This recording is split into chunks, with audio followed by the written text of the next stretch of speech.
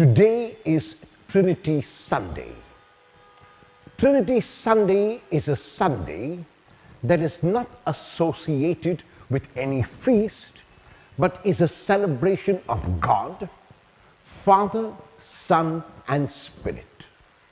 As Christians, we believe that God is three persons and one God. And of the many things that could be said about the Trinity, I will choose three for our reflection and their implications. The first is, there is uniformity, there is unity in the Trinity. The Trinity is not God in isolation. The Trinity means that God is not an individual.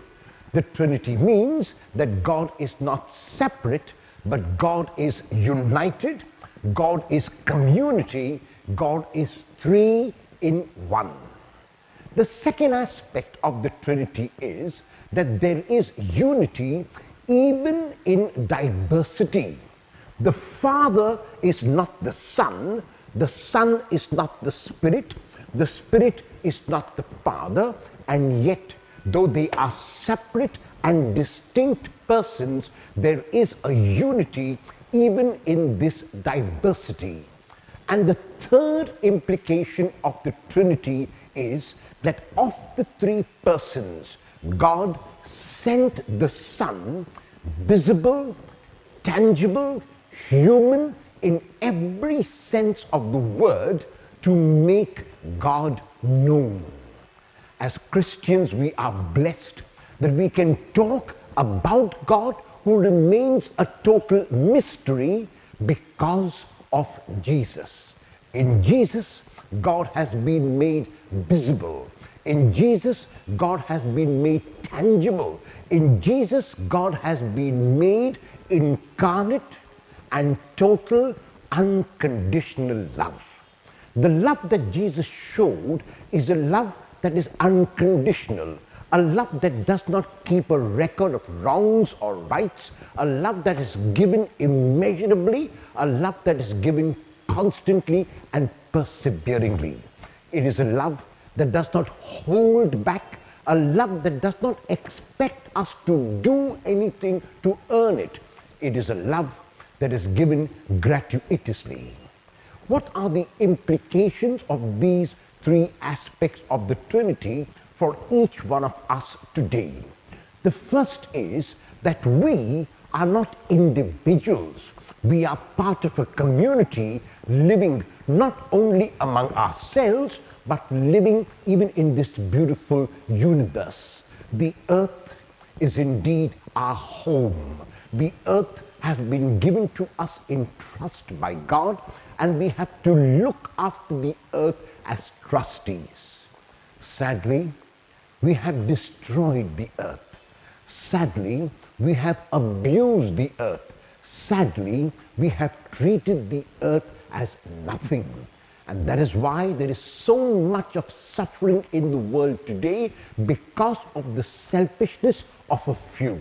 The haves seem to be getting more and more and more, and the have-nots have nothing and even less than nothing.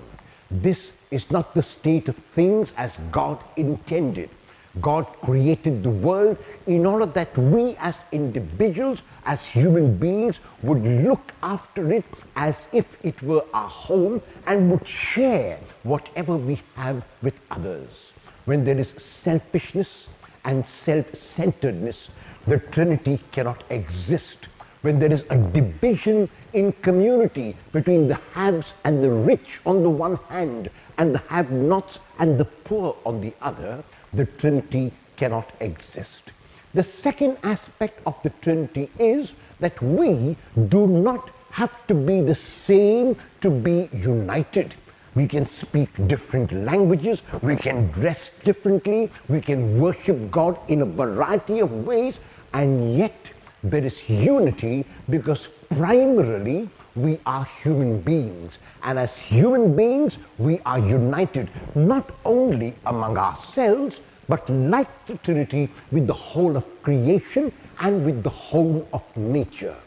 And the third aspect is that because God has been made visible in Jesus and made tangible love, if we have to make the Trinity present, we have to make that love tangible in our own lives.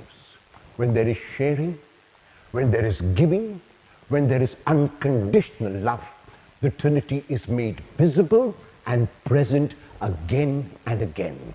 Though God will always remain a mystery and beyond our finite and small minds, yet we have the ability, we have the power, we have the courage to make God visible when we love like Jesus, unconditionally, constantly, and perseveringly.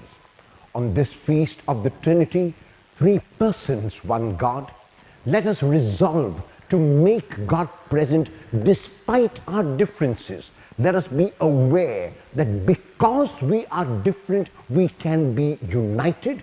Let us love unconditionally and make God known.